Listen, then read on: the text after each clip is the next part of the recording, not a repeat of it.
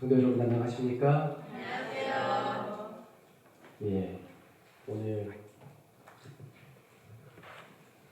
이 진저교회 성도들이 자리를 많이 비우셨는데 또 손님들이 또 많이 오셔서 빈자리를 채워주셨습니다.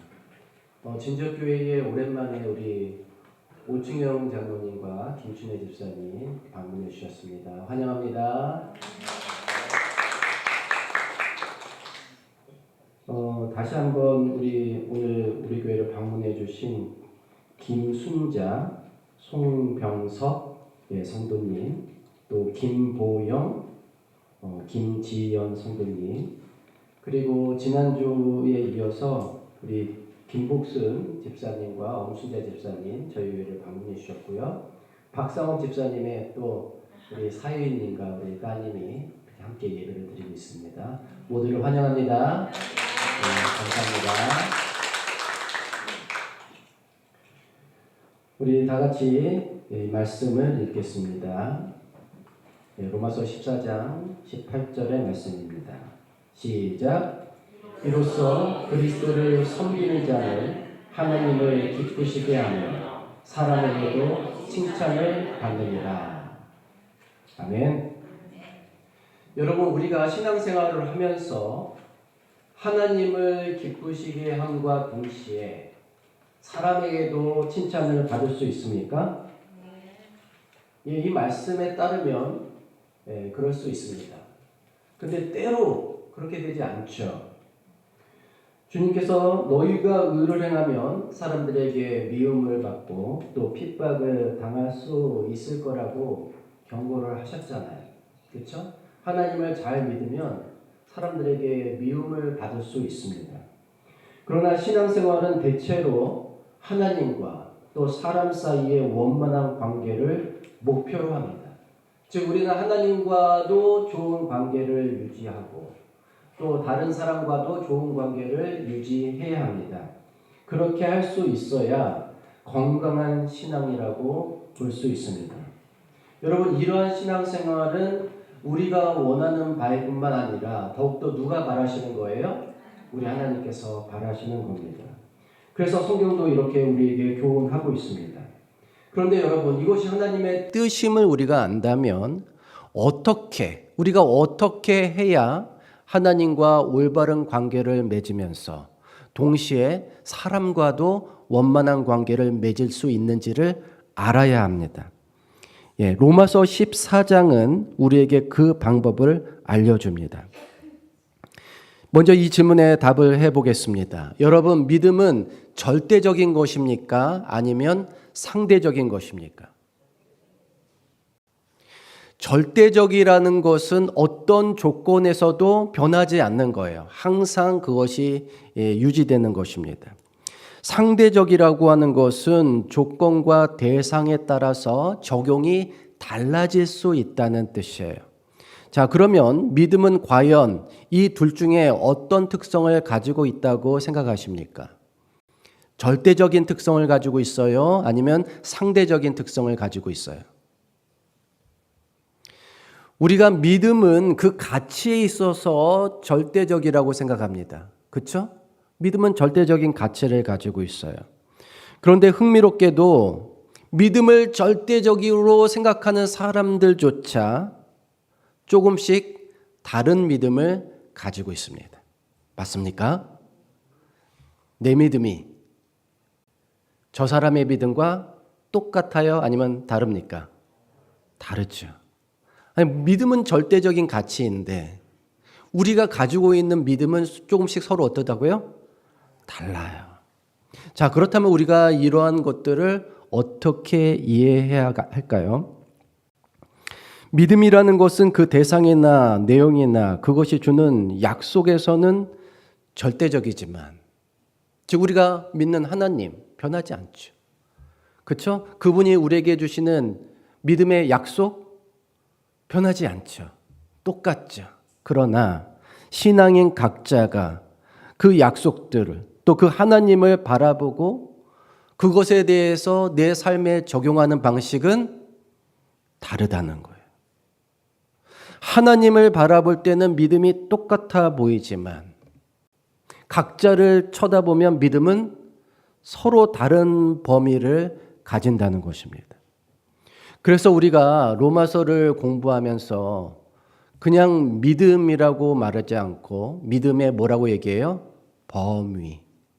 믿음의 범위를 얘기하는 거예요. 우리 각자는 믿음의 차이가 있어요. 우리가 그것을 인정해야 됩니다. 믿음에는 뭐가 있다고요?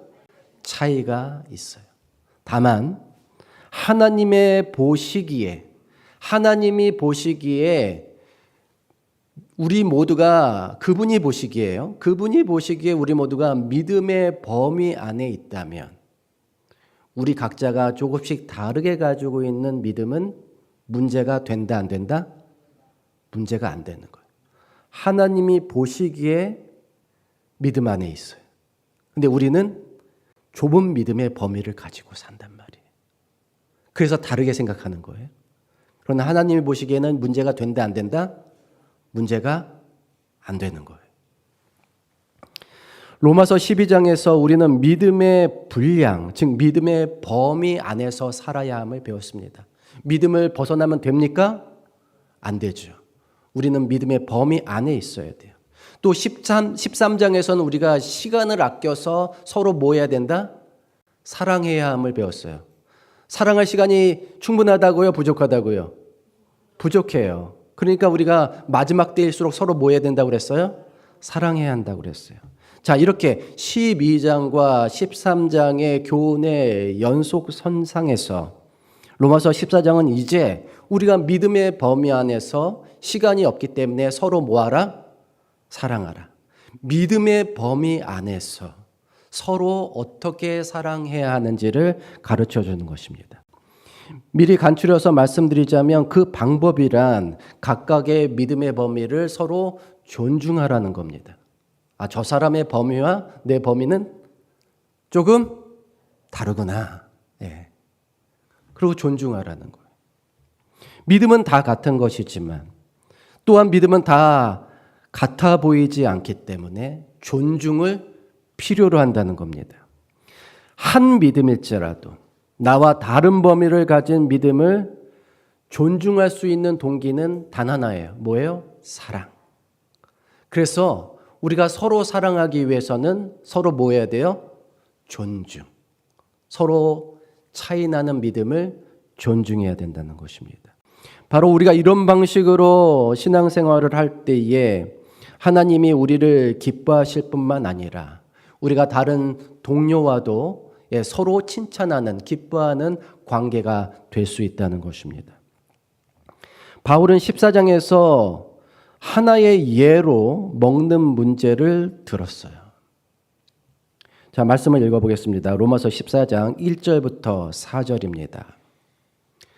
믿음이 연약한 자를 너희가 받되 그의 의견을 비판하지 말라. 어떤 사람은 모든 것을 먹을 만한 믿음이 있고 믿음이 연약한 자는 채소만 먹느니라. 먹는 자는 먹지 않는 자를 업신여기지 말고 먹지 않는 자는 먹는 자를 비판하지 말라. 이는 하나님이 그를 받으셨음이라. 남의 하인을 비판하는 너는 누구냐? 그가 서 있는 것이나 넘어지는 것이 자기 주인에게 있음에 그가 세우심을 받으리니 이는 그를 세우시는 권능이 주께 있음이라. 예. 여러분, 이 말씀에 따르면 믿음이 연약한 것은 비난받을 일입니까? 믿음이 연약하면 잘못된 것입니까? 왜 아니죠?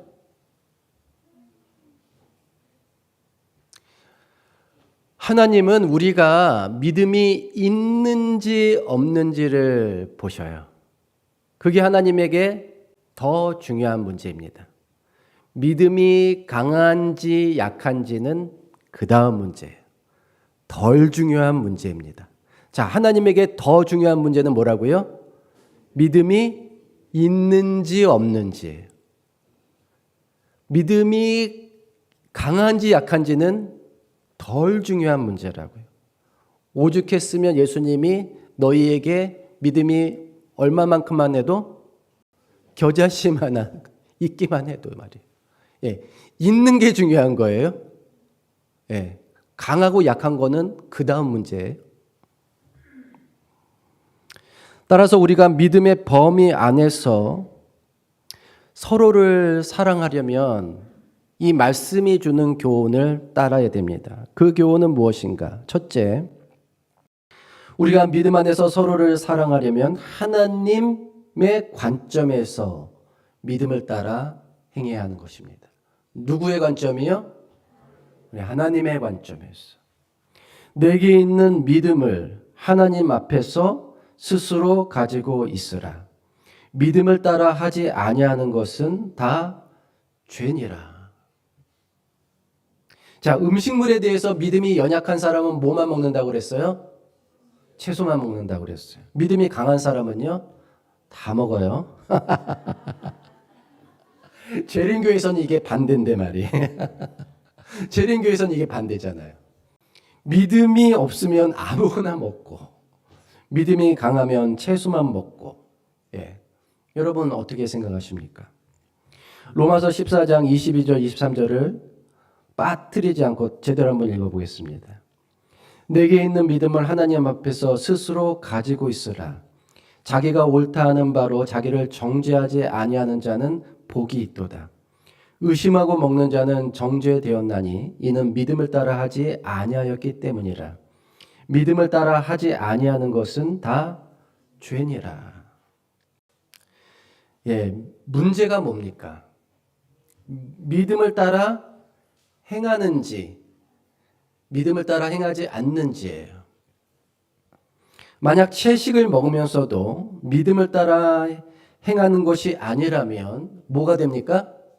죄가 됩니다. 예를 들어 채식을 하는 사람이 기쁜 마음으로 채식을 하는 것이 아니라 고기를 먹으면 믿음이 없어 보일까 봐 채식을 해. 그러고서 속으로는 막 불만과 불평이 가득하고 채식하면서 뭘 받고? 스트레스를 받고 감사한 마음이 없으면 그 채식은 뭐가 된다? 죄가 된다. 반면 소고기, 닭고기 먹으면서도 하나님이 주신 이 양식에 감사하며 생명 주심에 감사하며 기쁜 마음으로 먹으면 그게 뭐예요? 그게 믿음이에요. 그게 믿음이에요. 물론 이 반대도 성립합니다. 고기를 먹으면서 감사함이 없으면 뭐예요? 죄예요. 채식을 먹으면서도 기쁨과 감사함이 넘치면 믿음이에요. 그렇잖아요. 밥에다가 상추에다가 반찬도 별로 없는데 그거 진짜 맛있다 이렇게 먹으면 그게 뭐라고요? 그게 믿음이에요. 예, 맛있어요. 고추장만 있어요. 여러분 잠언 17장 1절에 뭐라고 되어 있습니까? 마른 떡 한 조각만 있고도 화목한 것이 제육이 집에 가득하고도 다투는 것보다 나으니라. 여러분 그러면 결론은 무엇이냐? 믿음은 우리가 어떤 종류의 음식을 먹느냐에 달린 것이 아니라 어떤 마음으로 음식을 먹느냐에 달려 있다고 하는 것입니다. 여러분 믿음대로 행하시기를 바랍니다. 믿음을 가지고 우리 하나님이 주신 음식을 맛있게 드시기를 바랍니다. 자, 우리가 우리에게 가르쳐 주신 식단을 기쁜 마음으로 따른다는 전제하에서 우리 교단에서는 세상의 식습관으로부터 철저한 개혁을 강조하고 있어요.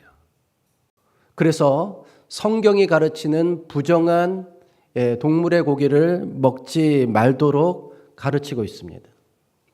레위기 11장과 신명기 14장을 보면 하나님은 먹을 만한 동물의 고기와 또 먹지 말아야 할 동물의 고기를 구분하여 주셨습니다. 새도 마찬가지고 어류도 마찬가지예요. 구분하여 주셨습니다. 그리고 먹을 수 없는 것들에 대하여는 우리에게 부정하기 때문이라고 말씀해 주셨어요. 자, 어떻다고요? 왜 먹지 말라고요? 부정하기 때문에. 자, 여러분, 부정하다는 뜻이 뭡니까? 예? 아니, 뭐, 우리가, 그 토속, 신앙에서 부정 탄다고 그러잖아요. 그런 부정이 아니죠. 예. 하나님이 우리에게 부정하다고 하신 것은 우리의 건강과 우리의 생명에 해롭다는 뜻입니다. 그래서 하나님이 지정하신 이 구분과 분류를 따라 행하는 것이 우리에게 뭐가 돼요? 믿음이 되는 겁니다. 하나님이 지정하여 주시고 구분하고 분류해 주신 것 따라 행동해야 그게 믿음이에요. 우리가 믿음을 따라 행동할 때 누구의 관점에서요? 하나님의 관점에서 따르라고 그랬잖아요. 자, 그럼에도 재림교회 선구자 중에 늦은 나이까지 굴을 먹은 분이 계시다고 그래요. 우리 믿음의 선조 중에 재림교회 그 아주 거목과 같은 분 중에 제가 이름은 그 개인 명예가 있기 때문에 이름을 늦은 나이까지 굴을 드셨대요. 왜 그랬을까요? 어려서부터 먹던 습관 때문에. 여러분, 식습관을 하루아침에 바꾸기가 쉽습니까? 어렵습니까? 어렵죠. 여러분, 무엇이든지 억지로 하는 것도 믿음이 아닙니다. 믿음도 하나님이 주셔야 믿음대로 하는 거예요. 하나님이 주시지도 않는 믿음을 우리 의지로 믿음대로 살 수 있지는 않아요. 그건 억지로 하는 거고, 억지로 하면 스트레스 받고, 그렇죠? 불평불만 생기고, 그건 뭐라고 그랬어요? 죄라고 그랬어요. 믿음이 아니에요. 물론 저는 레위기 11장을 배우자마자 그날로부터 먹지 말아야 할 것을 입에 대지 않았습니다. 예. 제가 중3 때 재림교회를 알게 됐는데 어느 날 우리 학생반 선생님이 레위기 11장을 알려주시더라고요. 그날 집에 갔더니 어머니가 오징어 무침을 쫙 내놓으셨어요. 예. 침 돈다 막. 예. 예. 근데 제가 그날부터 먹지 않았습니다. 예. 제가 먹고 싶은데 참은 게 아니었어요. 그냥 그날부터 먹고 싶지 않았어요. 먹고 싶지 않게 되었어요. 그리고 성경에서 먹지 말라고 하는 그 음식의 냄새만 맡으면 구역질이 났어요. 그 하나님이 저에게 뭘 주신 거예요? 그렇게 행할 믿음을 주신 겁니다. 물론 어른이 되어서 재림신앙을 받아들인 대부분의 우리 신자들은 시간이 흘러도 그 맛을 여전히 잊지 못한다고 그래요. 대신 시간이 지나면 어느 순간 그 음식들이 싫어지게 된답니다. 예. 여러분, 하나님이 가르쳐 주신 교훈과 가르침대로 행할 수 있는 믿음 주시기를 간절히 바랍니다. 그리고 하나님이 그런 믿음을 주셨다면 믿음대로 행하는 저와 여러분이 되기를 간절히 바랍니다. 하나님이 우리에게 또 술과 담배와 같이 건강에 해로운 식품도 삼가도록 가르치십니다. 포도주는 거만하게 하는 것이요 독주는 떠들게 하는 것이라 이에 미혹되는 자마다 지혜가 없느니라. 여러분, 술과 담배가 과학적으로 건강에 이롭다는 사실이 입증됐습니까? 아니죠. 그 반대죠. 물론 포도주는 소화에 좀 도움이 된다. 노화 방지에 그거 다 와인 회사들이 로비해서 그 누군가 떠들게 하는 거짓 정보입니다. 여러분, 알코올과 또 담배로 인한 건강의 폐해는 이미 과학적으로 완전하게 입증이 되었습니다. 이렇게 해로운 것을 하나님께서 허락하리라고 생각하는 것은 매우 큰 착각이죠. 성경은 우리에게 술을 마시지 말라고, 그 다음에 독초, 쓴뿌리 이런 것들이 우리의 삶에 엮여지지 않기를 바라는 말씀을 주고 계십니다. 심지어 성만찬에 사용하는 음료가 포도주, 즉 술이라고 생각하는 사람들은 유월절에 발효된 음식을 먹지 말라고 하신 하나님의 명령을 그냥 모른 채 하고 있는 겁니다. 예수님도 성만찬 때 포도주, 성경에 포도주라고 돼 있으니까 와인이니까 술이라고 생각하는데 아니에요. 포도즙이나 모든 포도 음료는 성경에서 똑같은 단어를 사용했어요. 와인이에요. 여러분, 유월절 어린 양 대신 예수께서 원래 유월절에 뭐 먹어야 돼요? 어린 양의 고기와 무교병, 누룩을 넣지 않은, 그쵸? 그 유월절과 무교절 기간에는 발효된 음식을 먹으면 돼야 안 돼요? 안 돼요. 김치 먹으면 돼야 안 돼요? 그러니까 우리 식단으로 치면 김치 먹으면 돼야 안 돼요? 안 되죠. 요거트 먹으면 돼야 안 돼요? 안 돼요. 발효된 음식이잖아요. 술도 뭐예요? 발효된 음식이잖아요.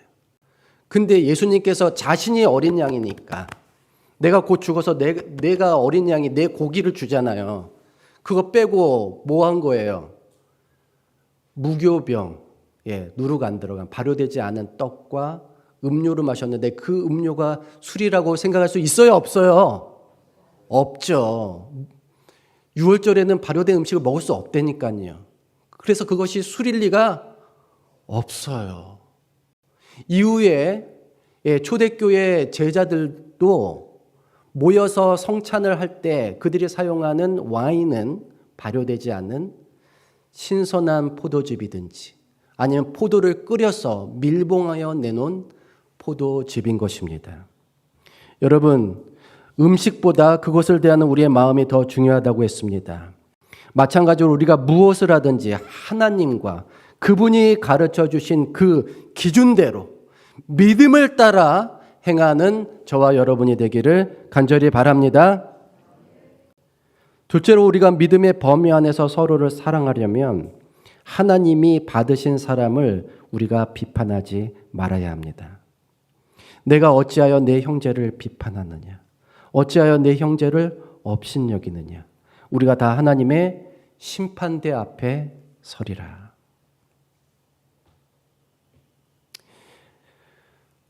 우리가 하나님의 말씀과 그 기준대로 믿음의 범위 안에 살아간다 할지라도 우리가 서로 다른 믿음의 범위를 가지고 있다라고 말씀을 드렸어요.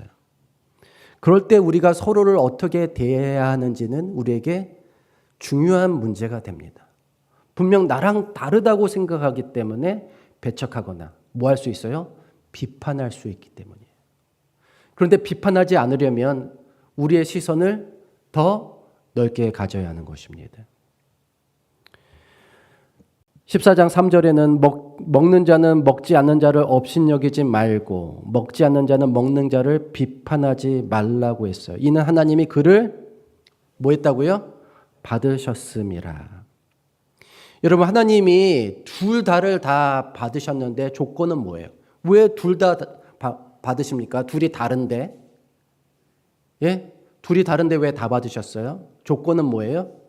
믿음이에요. 우리의 관점은 조금씩 다르지만 하나님의 넓은 관점에서는 그들이 다 믿음 안에 있기 때문에 받으신 거예요. 그래서 성경은 매우 강한 어조로 형제를 비판하지 말라고 당부하는 거예요. 네가 보기에 다른 거지 하나님이 보시기엔 괜찮단 말이에요. 그럼 뭐 하지 말아야 돼요? 비판하지 말아야 돼요. 형제를 비판하지 말아야 할 첫 번째 이유는 하나님이 그 형제의 모고 주인이시고 그의 서고 또 넘어지는 것이 다 그분께 달려있기 때문입니다. 둘째 이유는 우리 각자가 하나님의 심판대 앞에 서는 것이지 우리 중에 어느 누구 사람 앞에 서는 것이 아니기 때문이에요. 우리는 우리 각자의 신앙생활에 대한 판단과 심판이 전적으로 하나님과 개인의 문제임을 인정해야 합니다. 심판하든 책망하든 그거는 누구가 하실 일이에요? 하나님이 하실 일이에요. 그러나 전체적으로 믿음의 범위 안에 있을 때 우리는 서로 뭐 할 필요가 없다? 비판할 필요가 없다는 것입니다. 단 이 말은 각자 제멋대로 신앙해도 된다는 말은 결코 아닙니다. 그렇죠? 막 하면 안 돼요. 마음대로 하라는 뜻이 아니에요. 하나님이 보시는 믿음의 범위가 있습니다. 그 믿음에서 벗어나면 안 되는 겁니다. 자, 성경은 예를 들어 로마서 5장을 보면 교회 안에 있는 사람들을 적극적으로 판단하라고 가르쳐요. 아까는 형제를 판단하지 말라. 이전 성경에는 판단이라고 그랬어요. 지금은 비판이라고 되어 있지만 이전 성경은 형제를 뭐 하지 말라? 판단하지 말라고 그랬어요. 근데 고린도전서 5장을 보면 적극적으로 뭐 하라고 합니까? 판단하라고 그래요. 밖에 있는 사람들은 판단하는 것이냐? 내게 무슨 상관이 있으리오마는 교회 안에 있는 사람들이야. 너희가 판단하지 아니하리야. 밖에 있는 사람들은 하나님이 심판하시려니와 이 악한 사람은 너희 중에 내쫓으라. 적극적으로 판단하고 적극적으로 행동하라는 거예요. 그런데 여러분 이때 판단해야 될 문제는 음행, 사기, 우상 숭배와 같은 명백한 죄의 문제를 말하는 겁니다. 아니, 그 사람들이 이런 죄를 지면 우리가 뭐 해야 돼요? 판단해야 된다고요. 판단해서 그런 것을 허용하지 말아야 한다고요. 음행을 저지르고 간음을 저지르고 사기를 치고 그런 악행을 저지르는 사람들이 그게 다 그의 믿음이야 이렇게 말하면 돼요, 안 돼요? 그건 아니라는 거예요. 그건 명백히 벗어난 거잖아요. 그렇죠? 이런 거는 너희들이 적극적으로 뭐 하라고요? 판단하라고요.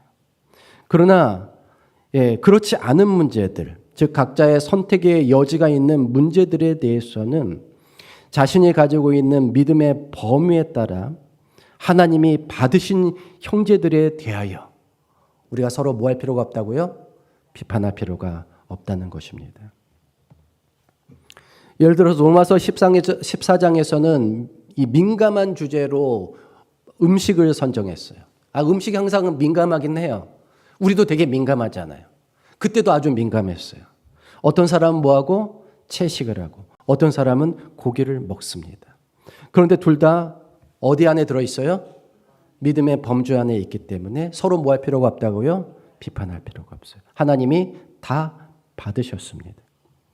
또 음악을 예로 들어보겠습니다. 교회에서 유행가 부르면 될까요? 안 되죠. 왜냐하면 교회는 하나님께 예배를 드리는 구별된 공간이잖아요. 자, 그건 명백합니다. 반면 찬미가를 부르는 것과 복음성가를 부르는 것은 무슨 차이입니까?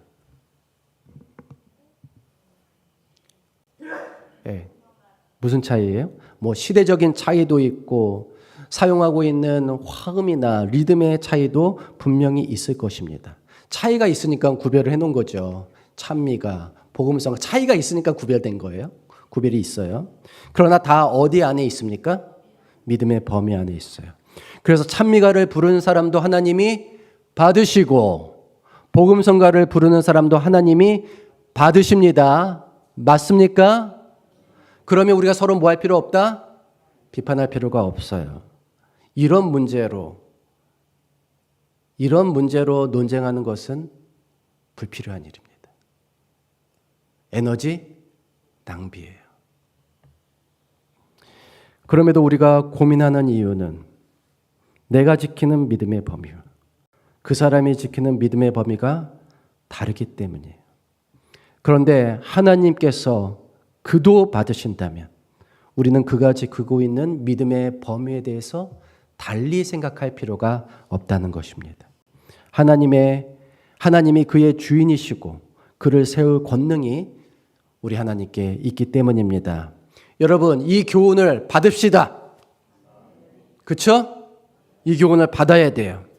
그리고 하나님이 보시기에 믿음의 범위 안에 있는 우리 형제를 용납하고 사랑할 줄 아는 저와 여러분이 되시기를 간절히 바랍니다. 예. 우리 옆 사람 보고 옆 사람 보세요. 옆 사람 보세요. 옆 사람 보세요.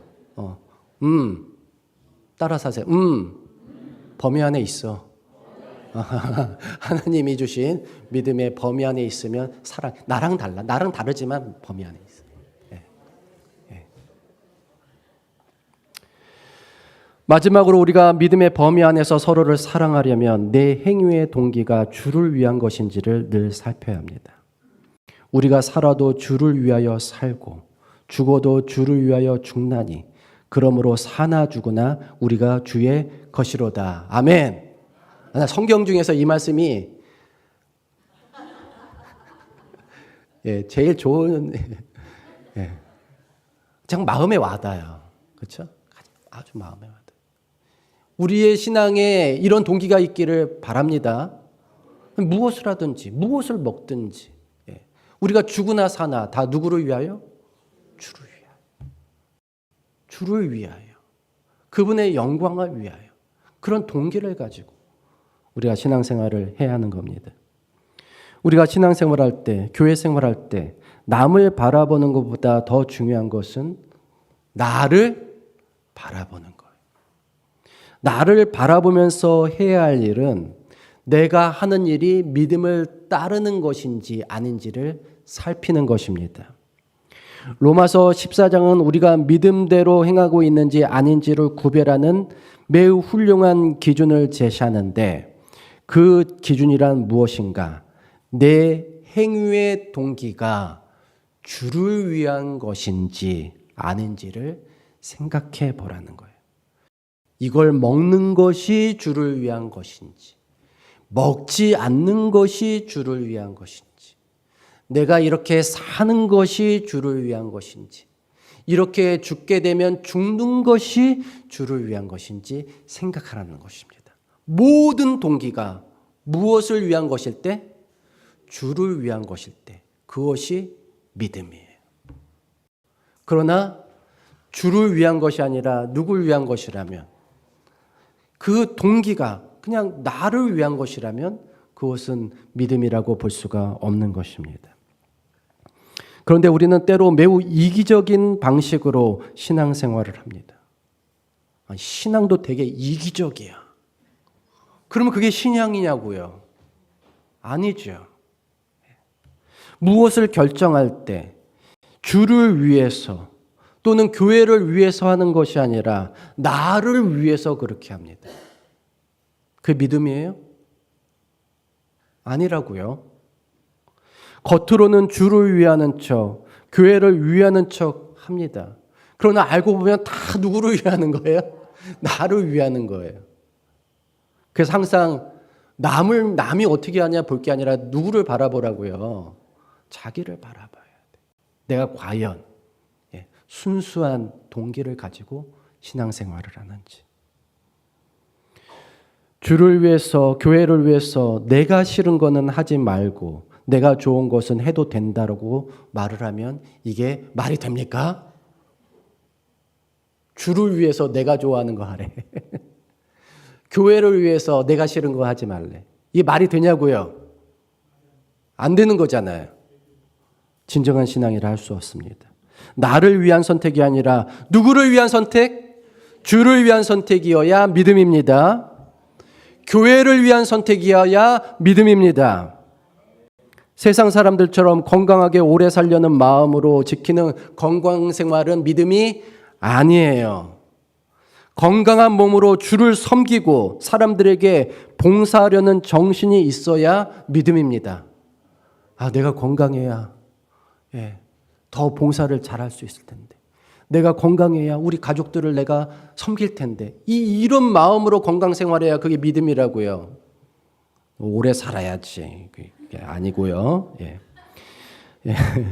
마찬가지로 내가 잘 먹는 거 이것도 그냥 내 유욕을 만족시키는 동기는 믿음이 아닙니다. 그러나 건강한 몸으로 내가 활력을 가지고 사람들을 돕고 더 열심히 일하고 우리가 함께 연합하기 위한 목적으로 먹었을 때 그것이 믿음이 되는 것입니다.